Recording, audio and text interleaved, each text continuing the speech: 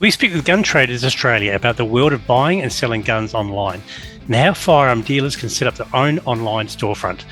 Plus, we look at the social media bans on firearms content, and we look at the upcoming Firearms Expo in Brisbane in May, which is an opportunity that shooters and dealers alike in Queensland won't want to miss.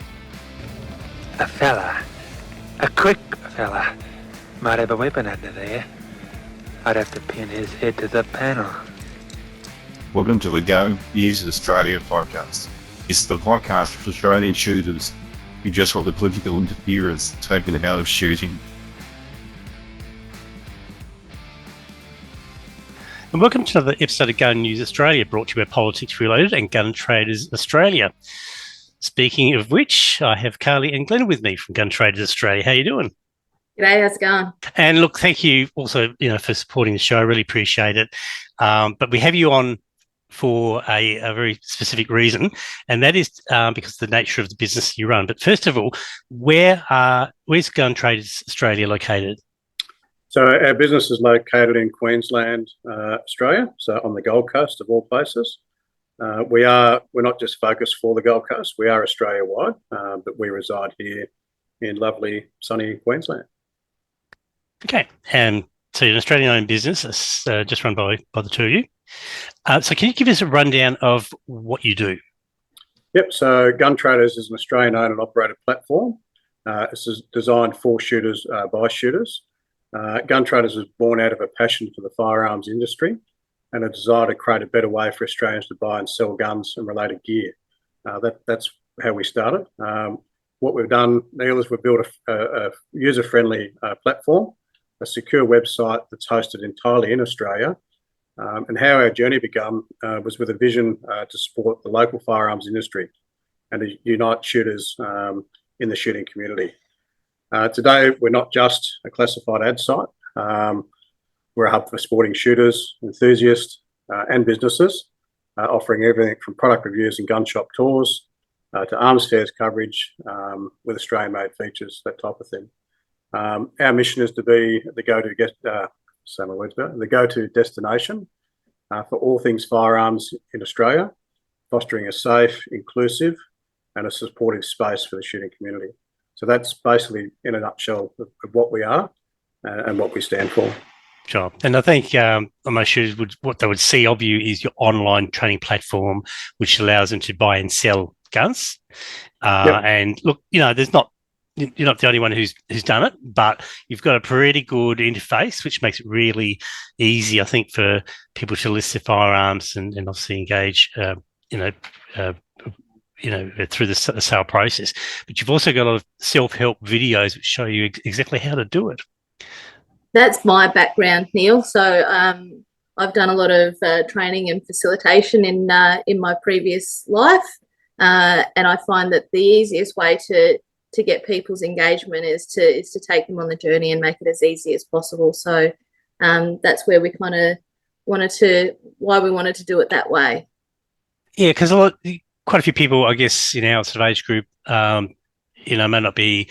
Some are very good with using sort of online tools. Others maybe not. So, that kind of helped really, I think, it helps shooters if they need to buy or sell something to actually do it, because it's not easy otherwise to sell and buy guns, outside the internet. 100%. Yeah, and look, even if you've got a gun shop down the road, it's not as though the gun shop itself is going to necessarily help you sell your gun, but they might buy it off you for a price. Yeah. But this is really about matching buyers and sellers. Yes. Yeah. What we've done there was before we began on the journey, we'd done a lot of market research with people, and the biggest frustrations were getting onto sites, not knowing how to navigate a site, not knowing how to, register, that type of thing, and then having to email, and then no one getting back to them, nowhere to phone, no one to call, because we've become very, I suppose, antisocial now, where you can't pick up the phone and just talk to someone. You can't just go and see someone. It's weird. It's a strange way we've become. And that's where we went and spoke to a lot of clubs and different people about what are your frustrations? And that was one of them. So they said, and that's when Carly said, well, hey, how about if we do this? And that got a lot of positive feedback and interest straight away, going, oh, that'd be great. And that's what we find now is people can self-register and they can actually run the whole process themselves. So they can have their ads up within minutes, basically. And that's been their greatest frustration. That we heard from. Yeah, exactly. Yeah. So we wanted to make it so it was easy to use. It was modern.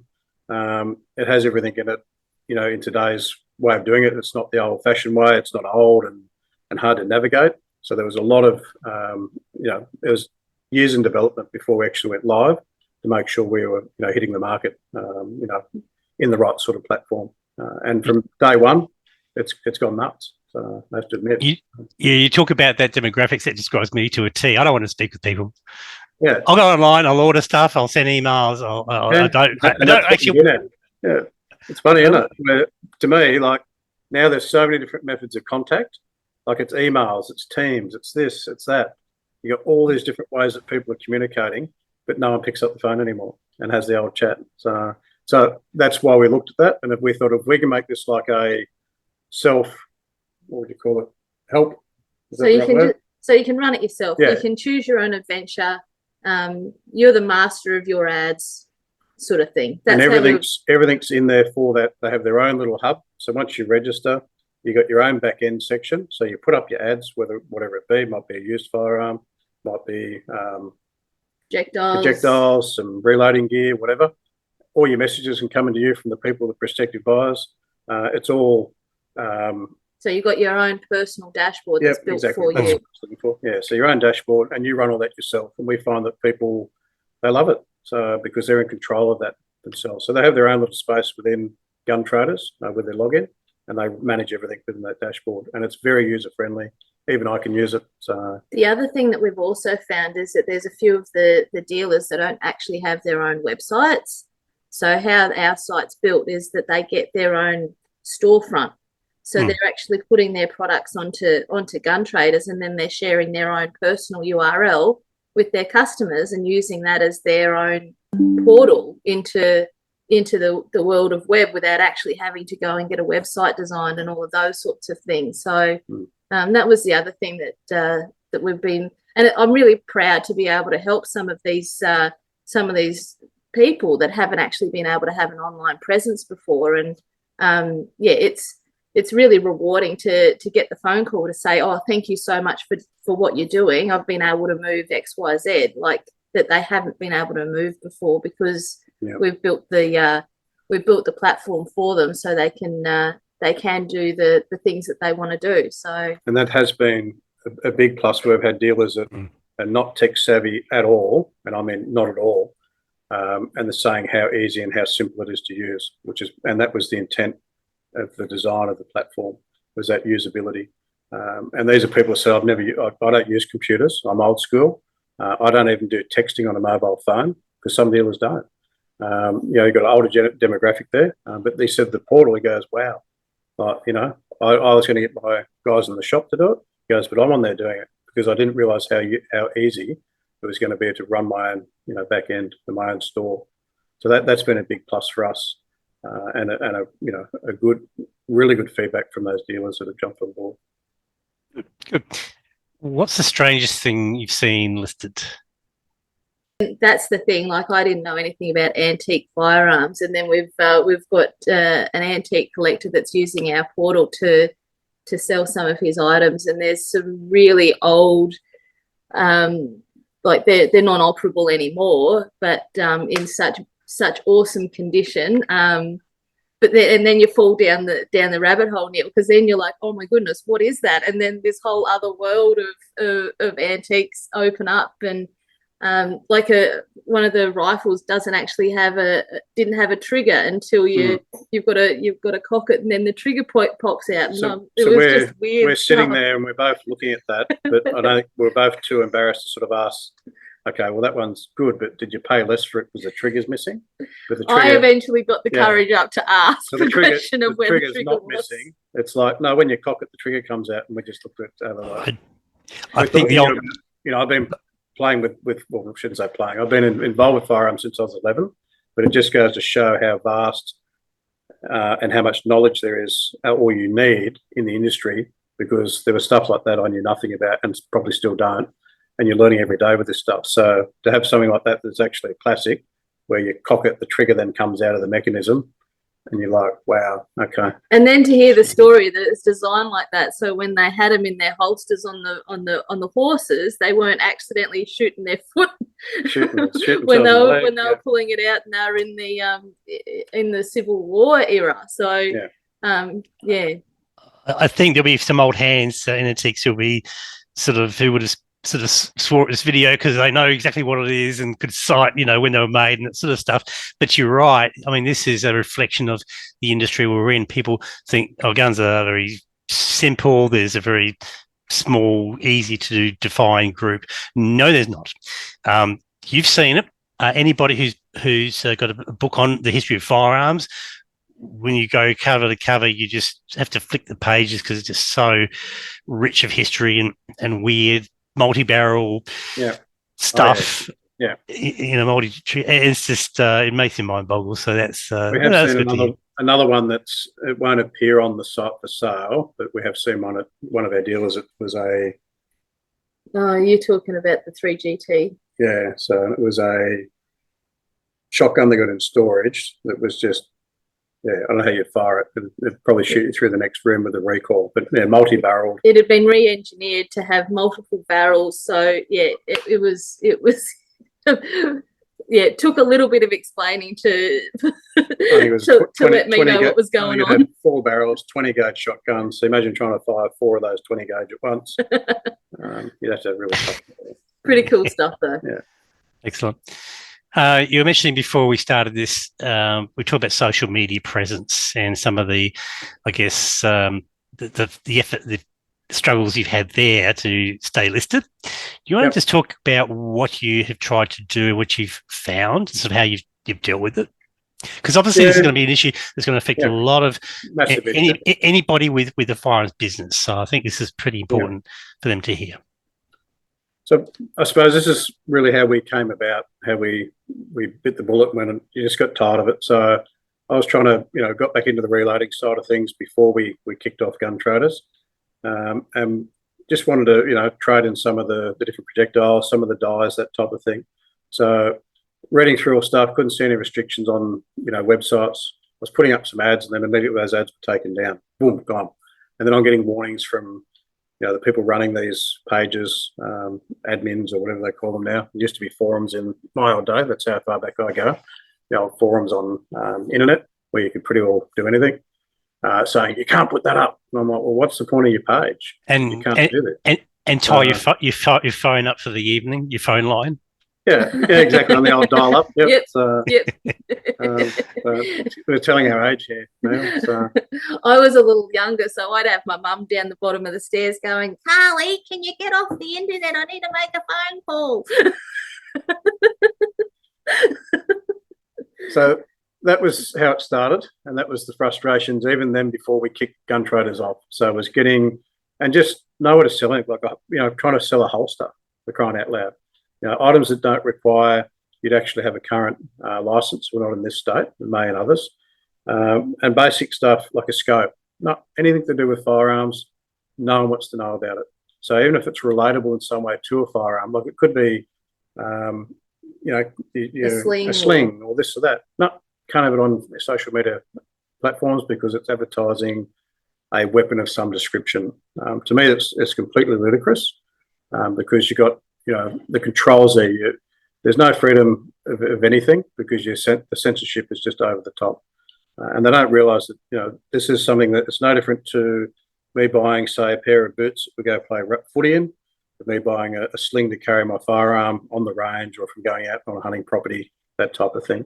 So this is our sport, our hobby, but it's just incredibly restricted. I liken it to kickboxing or boxing or whatever. It'd be like saying, "Oh no, you can't sell a pair of boxing gloves or kickboxing shorts because that's encouraging violence." Whereas actually, it's a sport that's, it's Olympic.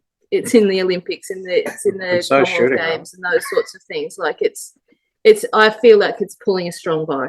Yeah. So we kicked off Gun Traders. We then went, right, we're going to get our site up onto one of the social media platforms. And immediately it was hammered from day one. And we weren't putting up, anything restricted. We thought we'll play it by the rules. Yeah. We'll do it by their book. And then we're getting things taken down. So clearly we annoyed some people out there because we were growing so quickly. I don't know who to this day. And they were getting on there complaining about our stuff. And we were sitting at the back one night around, we've got a fire pit in our backyard. So we're sitting around that just gobsmacked with, how we're just getting hammered on social media in a negative way. So we took a photo of the fire pit, put the fire pit up. So just us sitting around the fire pit at Gun Traders HQ, boom, it was gone. And then slightly after that, here's a message from the social media platform, cut it out, or we're going to take your page down. We're going to suspend you and your page will be gone forever. And we're like, wow, there's a fire pit. No right of appeal, no nothing. So basically lined us up and just shot us. So gobsmacked with that. And that was when I went, stuff this. We're not going to worry about that presence anymore. We'll start kicking off Gun Traders and doing more within our platform and actually get that out there so everybody can enjoy our platform. And that's what we started doing. So blog posts, all different things. So people can have a voice within Gun Traders and not have that, the silly censorship that goes with these other social media platforms. Yeah. One of the regular complaints, obviously, from within the shooting communities, are pages on Facebook and YouTube and others where, they do have rules, but and maybe some people have crossed those boundaries, but equally, shooters are not being given a good time. Not at all. And with that, as you say, no rights of appeal with it either. Yeah, and I honestly don't. When you look at the demographic now, anyway, and this is what I say, the only people who use Facebook, believe it or not, are old people, older. So it's us. You talk to my son who's heavily into shooting and firearms, he don't give stuff about Facebook. He doesn't use it. He's like, that's for old people. And he's 15. He's been shooting since he was 11. And he's like, why would you use that? No one cares about that platform anymore. And that's from the younger generation. With the 15-year-old attitude voice happening. Yeah, so you exactly. can imagine what that sounds so he's like. Waste of time. And he was instrumental in saying, get more on your site, open your site up with blog posts, with videos, with all this stuff. Allow people to come to Gun Traders. And for a minute they were like, why would we do that? He's like, well, hang on, aren't you meant to be inclusive? I'm like, of course we are.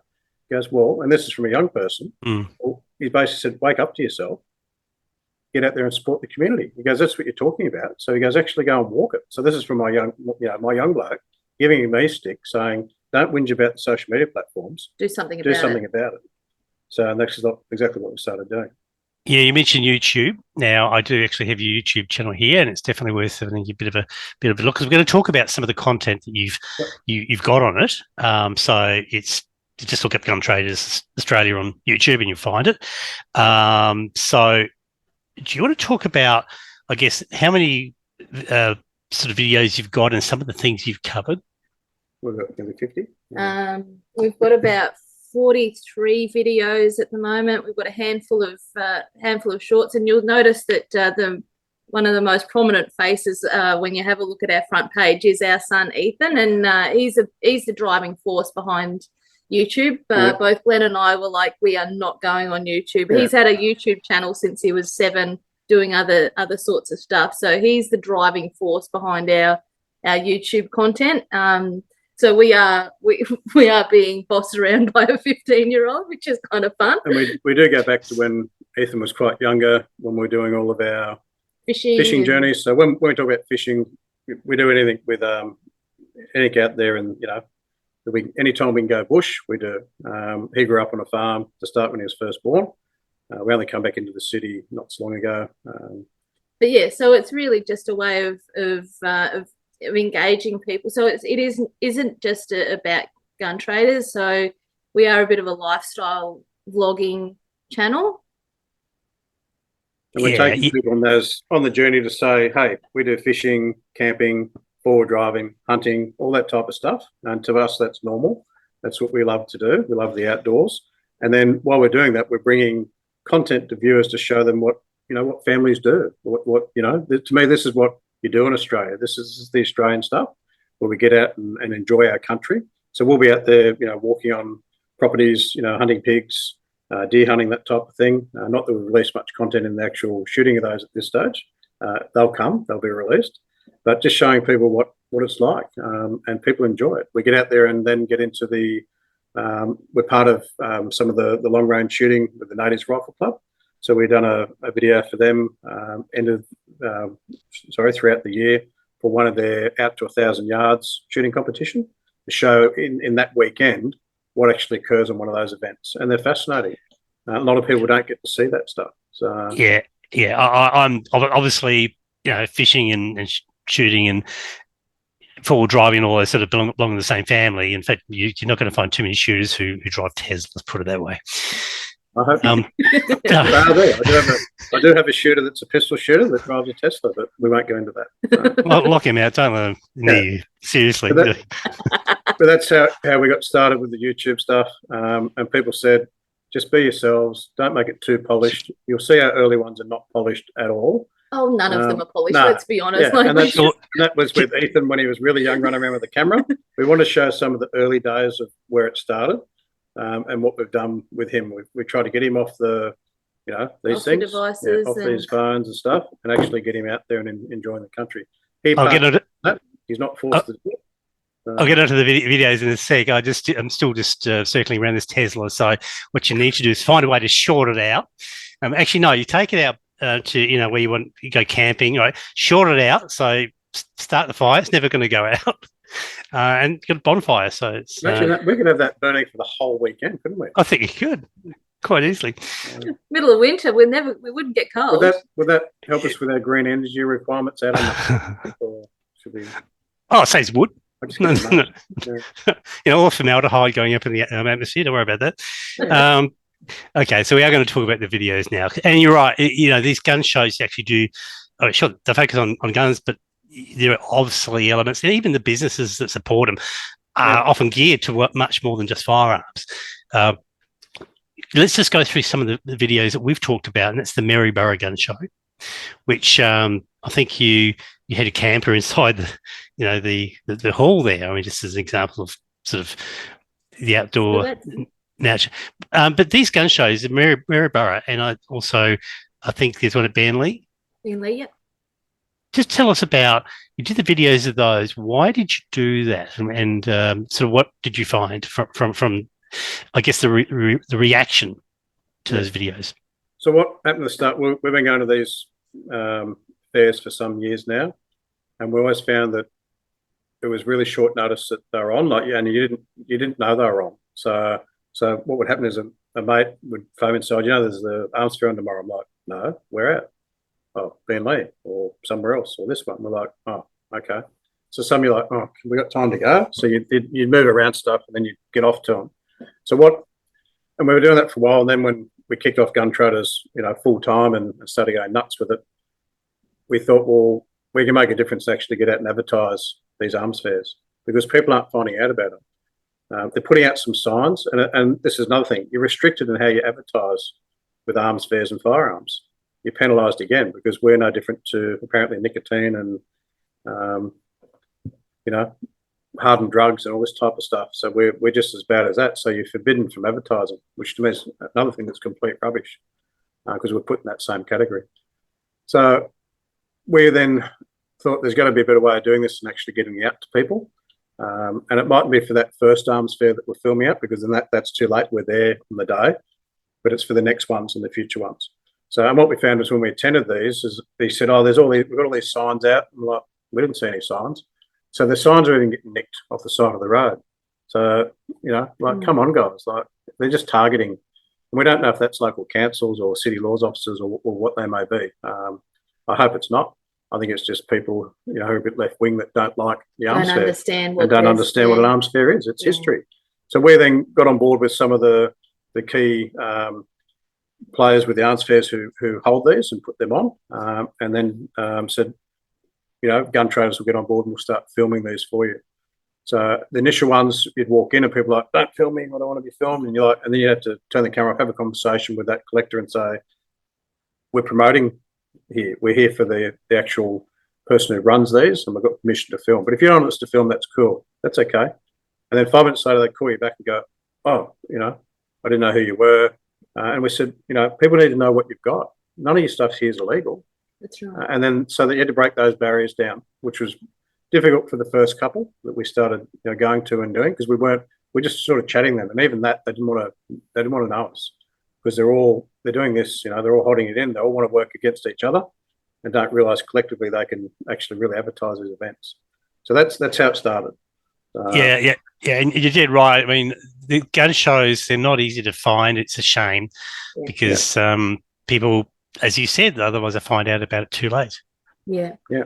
But yeah, and it was really about, for me, it was about being able to share what excited us, and one of the videos was just, it was literally just, I had the little tiny camera following Ethan around as he was like exploring the nooks and crannies of the show and finding the really cool stuff that wasn't necessarily a firearm. It might have been a collector's, like a Star Wars figurine or a helmet or a something like that was just, and it was really just to give others a bit of a day in the life of a showgoer, an idea of what that actually looks like, and trying to capture it through Ethan's eyes.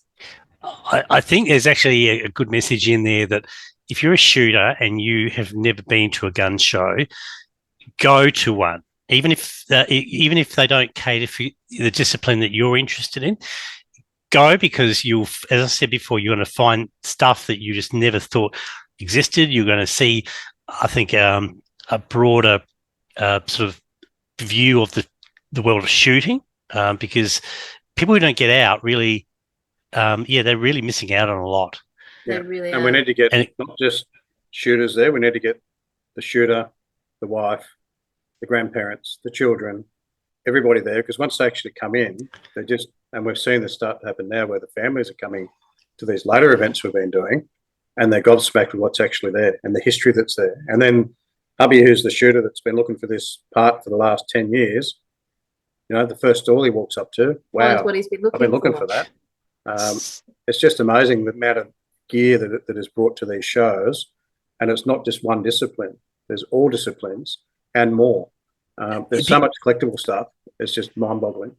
Yeah, because many people, their exposure to firearms will be seeing John Wick, in a movie, and that's and this is the problem that we all face, as you know. I'm not telling you anything new that you're not aware of, but the majority of the population, their exposure to guns is what they see on TV. Yeah, that's it. They don't see any other use for them, so don't believe there's another use for them. Exactly. Go to a gun show, and you will, all those perceptions, they'll just fly away. You'll realise, in fact, I think the arms fairs, why they're so meaningful, is it's not just new stuff at the arms fairs. History. It's all the historical stuff as well, and there's stuff that I walk in and I thought I knew. That's what I'm saying. Been doing this since 11. I thought I knew a bit. I'm actually quite embarrassed at how much I don't know now, and how much more I have to educate myself. And I've been, and I work with some really top dealers, and they tell me, mate, he goes, we've got books here to research some of this stuff. He goes, even we think we know what's out there. He goes, you don't. Every arms fair, you see something you've never seen before. And you connect with these people, and some of them I think, God, you're a bit of a hoarder. Lucky they are, because they got, they might have a warehouse full of this stuff, collectors. Then they bring so much that they want to trade or sell or move on. And I'm like, so what's the next thing after you clear all this stuff? Oh, I'm buying more. Okay, how do you find this stuff? They search all over the world for it. Like, some of these people are that interesting. Like we spend it talking for hours. Shooters being hoarded, no, that can't happen. but it's amazing. Like, we've got some really good, I'd say, lifelong friends out of this now in such a short period of time. And I'm speaking with them weekly about what they got, when they're going to be at the next show, where they're going to be, and they're saying, okay, you've done Queensland, what's next? They're like, we want gun traders to go Australia wide with all these arms fairs. I'm like, okay, that's going to cost me a bomb, but it's worth it. We're prepared to do that. So, and we're prepared to do what we can to get that message out. It's not just for you. This is for shooters. So when they know there's a gun show just sort of 15 minutes away or half an hour, whatever it is, an hour away, doesn't matter. Why they need to get in the car and head off. Let's keep along this theme and talk about the Owen Gun Museum. Yep. That was one of like, that goes down as one of the best days in my life. And in the video, I think I said I couldn't sleep the night before, and that was not a word of a lie. And then it even exceeded my expectations. So, and I hope that we captured the essence of it in the video, because you walk into this museum and it just opens up into just this historical vault of amazing stuff. And Jason, who took us through the tour, oh my goodness, like, just the amount of knowledge that gentleman has in his brain. Not a script to be seen, not a plaque to be read. The whole lot was just through absolute passion and a willingness to share the stories of the items that they had collected over time. Yeah, it's quite amazing. Okay, it's a 49-minute video. 40, Sorry about that. 42. No. One. No, that's good. If people want to skip through it, they can. But if they really wanted to sit down and just spend out 40 odd minutes just having another look on sort of what's out there, that's the way to do it. Now, where is it? So it's in Gympie. Yep, Queensland. So it's just off the main drag. So if you drive through the main drag of Gympie, if you're going to head through Gympie and out the other side, you can't miss it. It's just on the on your left-hand side as you're going through Gympie and proceeding out. Fantastic museum. You could spend I could spend a week in there, to be honest, looking through everything. It was really sensational the way that the firearms were actually displayed. It wasn't just racks with firearms. It was very like he had all these circular sort of and curvy things. We had all these guns that were all numbered, so he knew exactly what was there. And I'm sure there'd be a way to look it up if you wanted to know what sort of what firearm 2503 was, because the way it set out was really impressive. Yeah. And that's his daughter's influence. So she was like, I really wanted, like, Ron had an idea, and his daughter was like, no, Dad. We're going to do this. We're going to do this really like, we would have just chucked them all in racks and this and that. And she's like, no. It would have been like a library. And she was like, no, can I have creative freedom to make this? And she has done it's amazing. And when you go through, the camera doesn't do it justice at all, because he's got it all set in eras, if that makes sense. Chronological order. So you go through and actually on down next to the firearms, you got it takes you through the journey. So you actually got more than just the weapons. From your flintlock through. All the way through, and you're starting here and you're working through, all of our history, and it's piecing it together right around the whole room. And then you sort of do a massive loop, and he's got it all in those, in that chronological order, so to speak. And it's just amazing. And the thing that they know every single firearm that's in there, down to the operation of that, how it works, who it was used by, who carried those, what conflict it was part of, that type of thing. So it is amazing. And the biggest thing I can say is Ron is one of the He's incredible. The most passionate and beautiful people that I've ever met. Like, he is just, and he just wants to share his passion. And you asked from a bar, so like it was me on the phone. Hey, Glenn from Gun Traders.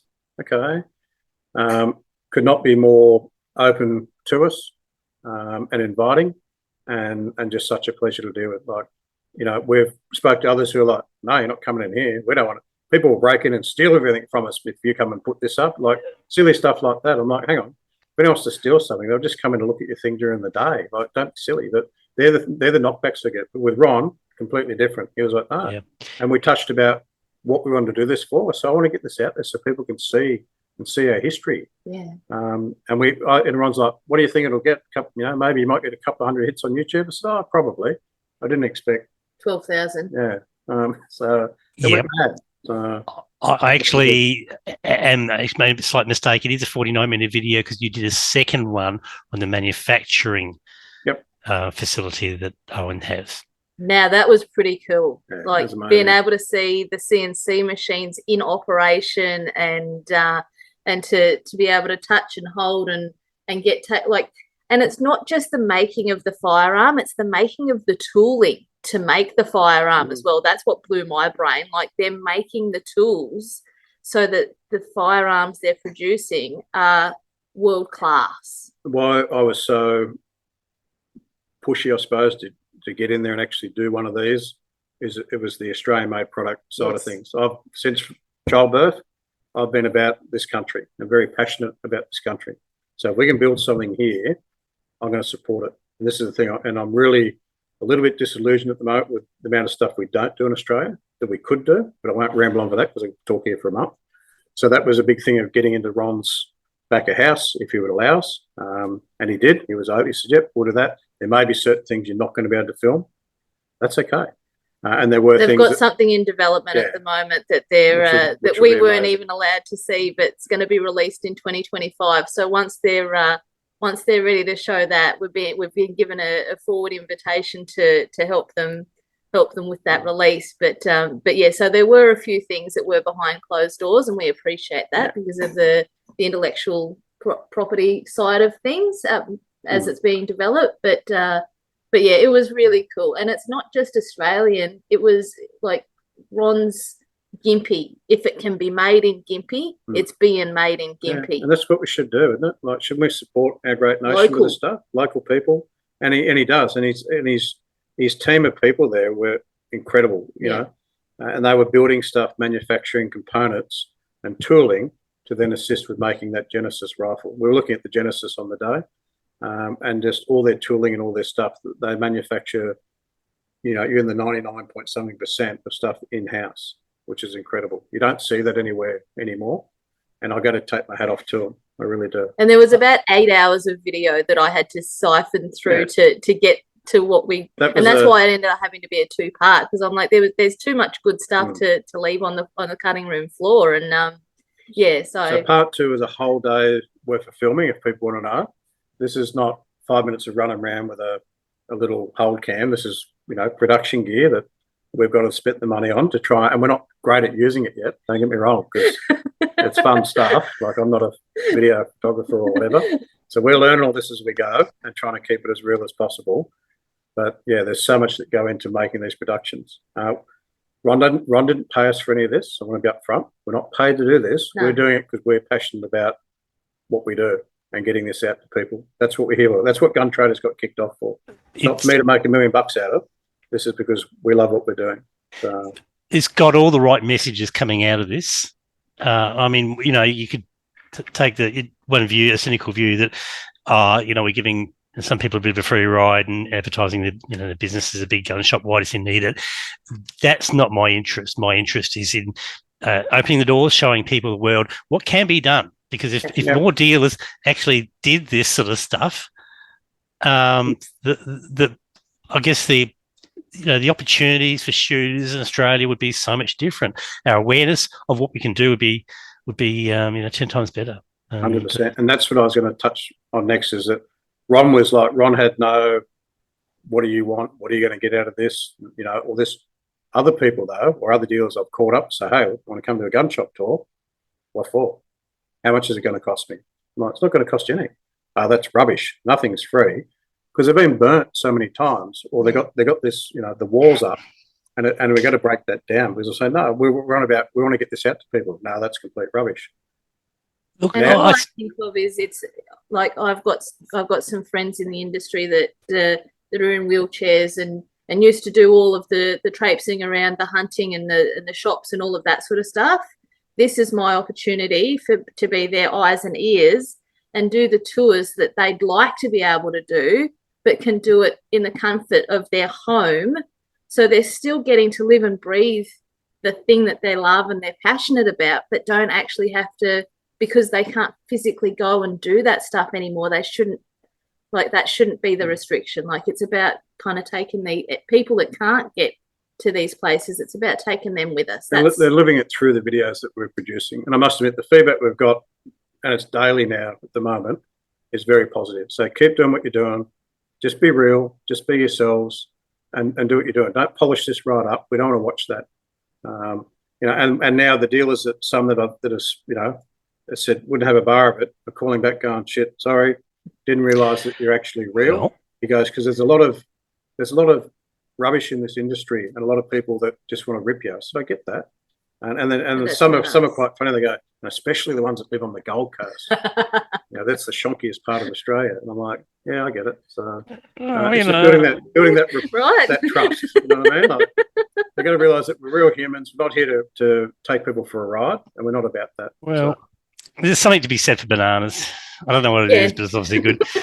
So, look, another show that you'll be going to, and this is really, I think, an important one for every, particularly gun-related business in Queensland, is the Firearms Expo, which is coming up in May. You mean that one? Yeah, absolutely. You just happen to have it on there on cue. Well done. So there's the website, and I'll get you to talk about this in a minute, but that's the website for the Firearms Expo coming up in May, late May 25. So if you've got any interest in the shooting industry, if you're in Queensland or even if you're outside but can get there, that's the place to go, because it's going to be a major expo in the Brisbane area. It's worth supporting because we want to see more of this sort of stuff come up. I mean, I went to the SHOT Expo in Melbourne in October, and that was pretty good, pretty big. It was actually very good, very big. Perhaps been bigger in previous years, but this is something that Brisbane absolutely needs. Now, do you want to talk about this, Carly? Because I can see you champing at the bit. Oh, look, we were the Firearms Expo marketing promotion lady reached out to us, and I was excited as soon as she started the conversation, and we've been on board from the minute that it's been in that conceptual stage. I was having a look just the other day at the floor plan, and oh my goodness, it is going to be an absolute cracker of an event. I am so excited about it. We will be there. We'll have our hunting trailer there. We'll be showing off the wares of Gun Traders Australia, but not only that, we'll be there supporting those who are on our site. We're working with a gentleman from Warcraft Coffee, Warfighter Coffee. Ian. So yeah, Warfighter Coffee. So he's part of the. He's a veteran, and that's his industry, and he's sending up a whole heap of coffee, and we'll be able to showcase that. There'll be like the likes of Thornton Hunting and Outdoors. They're sending us a whole heap of stuff. So it's not just about us, it's about the people that have been supporting gun traders. We'll be able to support them, as well as there's going to be the conference rooms where you're going to be able to go in and listen to experts talking about the industry and what's coming and how we can make a difference. And that's the sort of thing that I think, if you are in the area, or if you're not, get in the area and come and see it. So everyone who joins up, that's why I have a pile of these on my desk. Everyone who joins up, we send them a little welcome gift, and that goes in every single envelope out to everyone, because I think we all need to get behind an event like this expo. And we do a little bit more than that as well. Like, we send out, this goes out because it's a very important event, and then we also send out flyers for the Shooters Union. So we give quite a good welcome pack, and that's just so people, and we're sending out welcome packs right across Australia, not just Queensland. We get memberships in Queensland, but we're Australia wide. So I think that's for people, important for people to know. So we'll get this out Australia wide, not just at our site. We know we're getting hundreds of views daily just on the Firearms Expo, so it's getting the traffic, and then we're doubling down. So it doesn't matter if the new registers in Tasmania or South Australia, they're still getting a Brisbane Firearms Expo flyer. So jump on a plane, get up there. Well, I'm going to just try to drive this message a little bit harder. This is from the exhibitor prospectus. Okay, and there's some numbers there for you. So, if you're in the trade, you don't want to miss this. No. You will be kicking yourself if you do. There's some good numbers. 12,000 attendees over 2 days forecast. I think the Melbourne SHOT Expo is about 16, and that's been going on for quite a long time. So this is getting up there.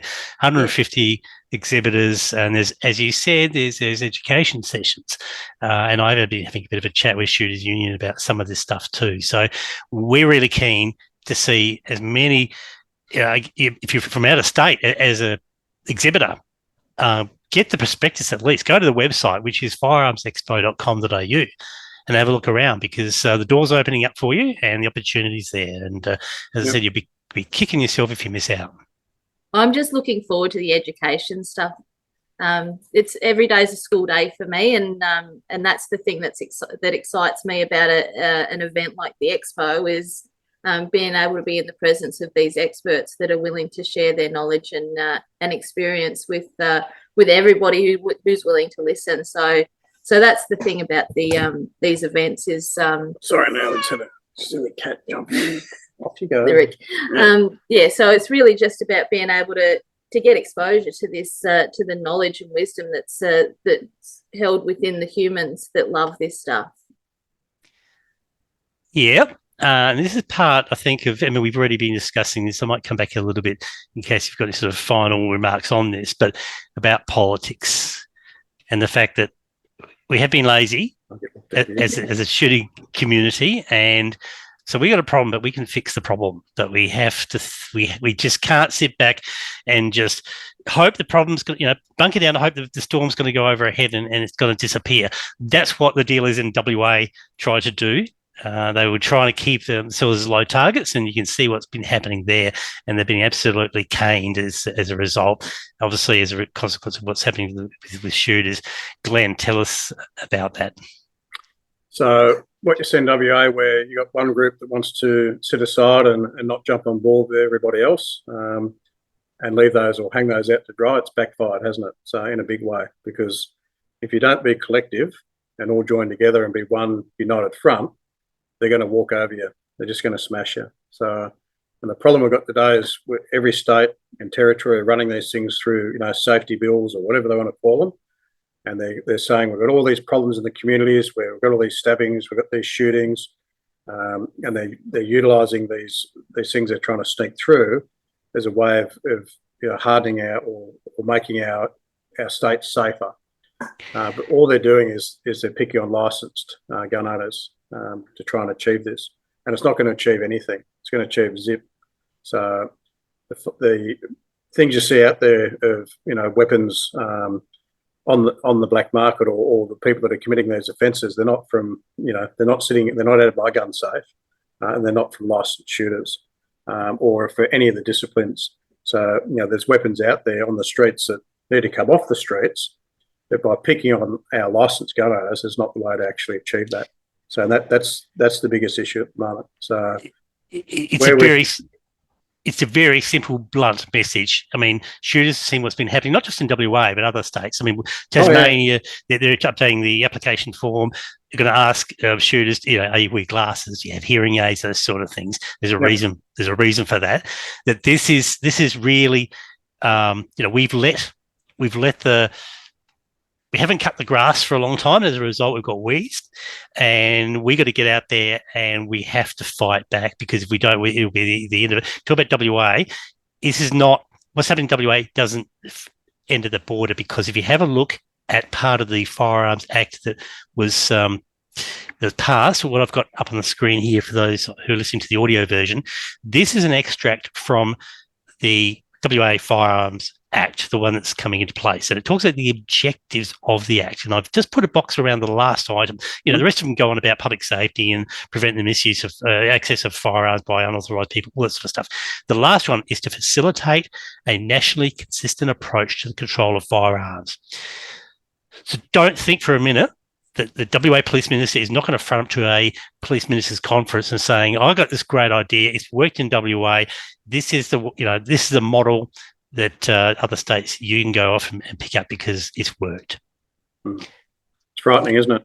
I think that's the problem we've got is, we've been dictated to by, and I'll be open up front, by socialist governments, and I call them Labor governments, for quite some time now. So, and we're at a point where we have to, collectively, we've got to send the message out there and make sure it's a very clear message. We've got to use our votes and make our votes count, and it's got to be that we've got to be talking with our votes so that the people that we are electing are working in our favour.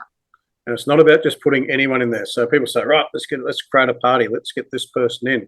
We've got to get the right people into politics as well. So we've got to get the people that can take this to where it needs to go and can actually have a voice. Because if you just chuck any old person in there, they won't have a voice. They'll be silenced. So you see that too often already.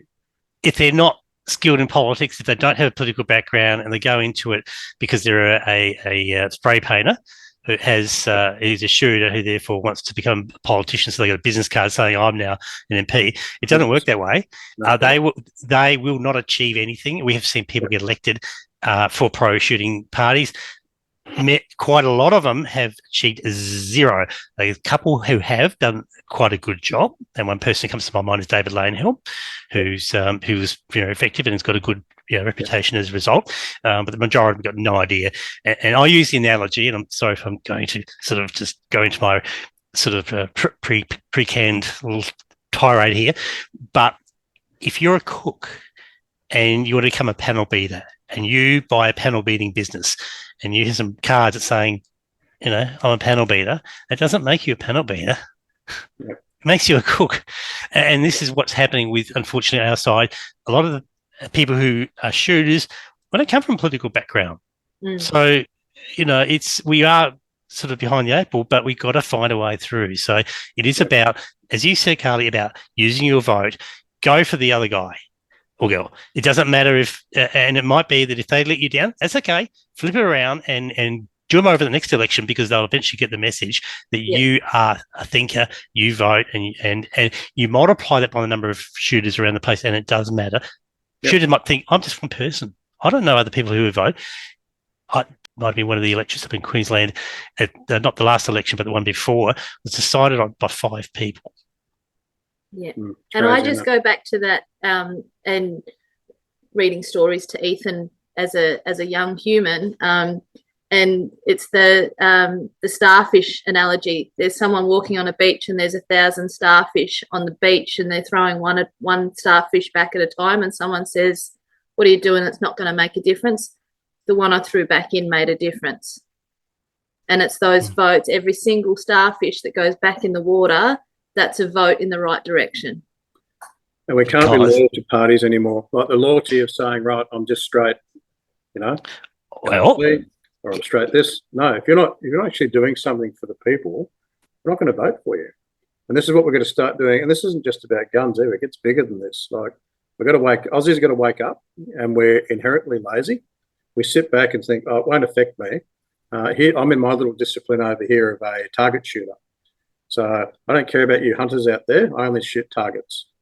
So So this isn't picking on any discipline. This is all of it, because everyone I've spoken to at the moment, we don't want to get involved. Well, hang on, guys. You have to get involved. If you don't get involved soon, none of us are going to have firearms. That's reality of it. So they don't want to get involved, and now their peers in WA who said exactly the same thing going to have to get new safes, and I'm going to be covering that a little bit later, because they're going to need to get a crane to bring in what actually is now law. They're going to be up for mental health checks, because that's now law. Physical health checks, because that's law. They've limited the number of firearms. Now, okay, a lot of shooters may not need more than 5 or 10 or whatever it is, but that's law. And these are the people who are still bunkering down, thinking, oh, it'll go away one day. No, that's right. Not unless you stand up now and actually collectively get together. And the next thing is, we're going to put some money behind it, every one of us. So, and you'll agree with me here, there's too many different bodies in Australia that want to be part of, to be able to assist with the regulation or to actually go and fight. And they're in different directions again. All those people need to be pulled together, and we need to have one direction.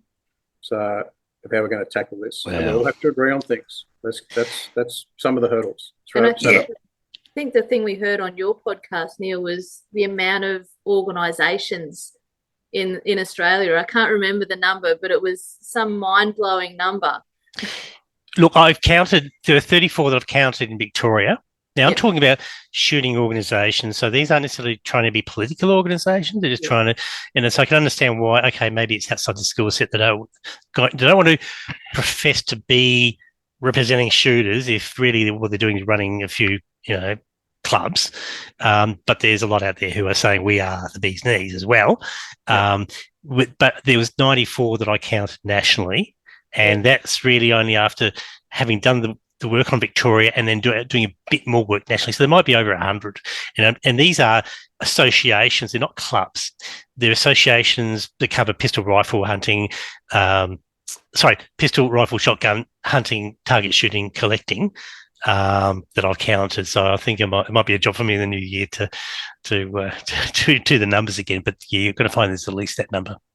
Because there's a lot of interest there, and if we can find a way to kind of get all of those people pushing in the same direction, if every association has the same objective, which fundamentally we do, which is to keep our sport and recreation alive. We can't find a way. We have to find a way. There's no choice now. Look, we have to get together. We have to get on with it. We have to stop sitting back, because Aussies are lazy. And this is our problem. We don't want to get involved in certain things. We've got no choice here now. So if we don't get involved in this now, not tomorrow, the next day, or the day after, or next year, it needs to start now with every discipline, all these groups, and we've got to start appealing some of this legislation. And to do that comes at a cost. So, but you got to get the right people together and the right heads together to look at what's actually been passed, what the legalities are, what's not legal, because these governments are making these decisions, to me, where they just can't go off and do this stuff. So, and we've got to challenge that. This is delving into the National Gun Conference territory, which you are obviously very well aware of, and we'll be holding another one probably around May or so. So this is, I think, where we're trying to bring some of these other voices together, unbranded, but we'd simply be a participant, as in politics related, as will others like Shooters Union, so that the message is clearer. It's across the industry, and we can implement it, whatever it is. So the first one really was just to discover some of the key issues, key problems. The second iteration, which we're working on now, is fine. We've got that. We don't want to repeat it. What we want to do is just take the next step. Yeah. And we have to. We have to keep iterating. We have to keep looking at what worked, what didn't work. How do we increase our voice? How do we increase our presence? How do we break down some of the misconceptions? And there's lots out there. Like I say to people, okay, so next week, federal government decides that there's no more NRL. That's going to be banned now. That's just it. You don't get a say. We're not going to consult with you. No more footy. We're done. So that's it. We don't care what the clubs say. You don't care about your memberships. Actually, no, we won't just ban it straight away. We're going to put some conditions in there. So you're going to have to actually get in there and have some mental health checks to make sure you're allowed on the football ground or in the stadium. Because there's been too many people get concussions, so that's the only way to fix it is to ban it completely. Ban it. So, and this is how silly things are becoming, right? Just because we don't like something, and you see this every day now, and this is why we don't watch mainstream news anymore. I'm not allowed to because I get angry at the TV. But we're becoming a banning society, which is very sad. So we think the easiest way to fix something now is just to ban it. So ban. Does it fix anything? Doesn't fix a thing. And this is because we don't stand up for ourselves as Aussies and say, no, we're not accepting that. And this is what I say to people. Come on, everyone. Like, this is ludicrous. So have a voice, have an informed voice, and actually affect some real change. And that's what's important. But you won't do that if you don't start working together. And this is what I say to everybody in every discipline out there in all the different clubs. You got to start realising that if I don't get involved, you will be affected at some point, which is what WA is experiencing. Exactly now. Right. So you have to be collective. You have to do it as a united voice. You're not all going to agree on every little finer detail, but get it to a point where you can agree on some of it, and that's the start. So, and that needs to happen now. So, because otherwise we won't get to enjoy our sport, and it takes more than that away. It takes the whole history. It changes our culture, and it changes our culture in a negative way, not in a good way. So, and I think, none of us we're not dumb Aussies. We're just lazy ones. So we've got to stop being lazy. It's that simple. We'll hope that someone else will say the thing that you're thinking about. And that's the thing. And we've got to stop the thing now. I don't want to say that because I might offend that person. Who gives a stuff? You're going to offend some of these people. I'm sorry.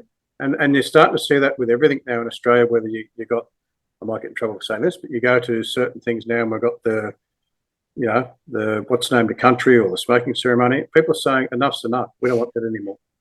So my welcome to country is simple. I'd like to acknowledge the shooters, past, present, future. We're in the land of the Anschuts and fine work bow.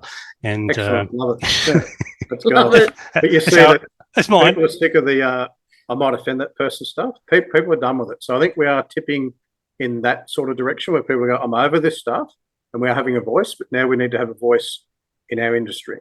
Because before, offence was taken, not given. Now, you as the person speaking, you have to be. Oh, I hope I have to have a crystal ball to make sure that I'm not, the thing that's going to come out of my face isn't going to offend. Whereas it used to be the other way around, and the offence was taken. That's right. That's how it used to be. And there's a Labor governments that have made it. Have done their best to try to pander off those left-wing influences. Time for them to go, isn't it? I think we've got to actually realise that getting $1,000 to pay your power bill and all these handouts, they come at a cost. Like, that's where we've got to wake up and realise that none of this stuff's free when you start to play with these socialist governments. All they do is cost us more. Look at Queensland. Our state's quite broke at the moment. We're very lucky that we got Labor out, thank God. Otherwise, would I want to stay in Queensland? Probably not, because that's how bad it was getting. And it's all because of poor governance. These people, they get voted in. They don't do what they should be doing. They're meant to make, these states wealthy, prosperous. But all they do is give everything away and then tax the living shit out of us to get the money back. They sell our assets. And this is what was happening in Queensland. We sell everything off. We don't own anything. We build a new road, but we'll put a toll on the road, which is a form of another tax. So this is where this sort of governance does not work. These governments do not work. And for people who want to vote Labor, go and have a serious think about it, because you're doing the wrong thing. Go and have a smoking ceremony, please. All right. Look, I think we're both passionate about politics now. I can see us spending a lot more time doing this, and I'm very keen to, as the new year gets underway, to really drive home this message in the lead up to the WA election. So I'll do that later. Look, I think that's been a great discussion. I really appreciate the territory we've covered and the time you've given to help us go through that. So it's been fascinating. So, Glenn and Carly, thank you so much for your time today. Thank you, Neil. Thank you for the invitation. Yeah, thanks, and we are so grateful to be able to support Politics Reloaded and the National Gun Conference, and we are very proud to have your banners on our site, and anything that we can do to continue to support that. We are 110% behind all of the things that you are trying to achieve, and collectively, I think we can achieve some pretty cool stuff. And it's quite good because your banners do look good on the site. I must admit, they stand out, and they create conversation. Because even just yesterday, I had someone call me up, and we're talking about stuff. He goes, "I just want to ask you about this. What is this Politics Reloaded?" Yeah. So that was the nature of the person's call. It was a dealer. I won't say who the dealer was, but they were like, and then they wanted to go into about what it was all about. I said, "Well, click on the banner. It takes you to his site." Oh, okay, I'll do that. But it's working. So the advertising is working, and there's a genuine interest in what you're doing. So, which is great. So keep fighting the good fight for us, Neil. Thank you, and obviously the other dealers watching this, we're pretty easy to find. Get hold of us. The details and links to your videos and all that will be in the description to this episode. So, awesome. Okay, Glenn and Carly, thank you so much for your time. Really appreciate it. Thank you.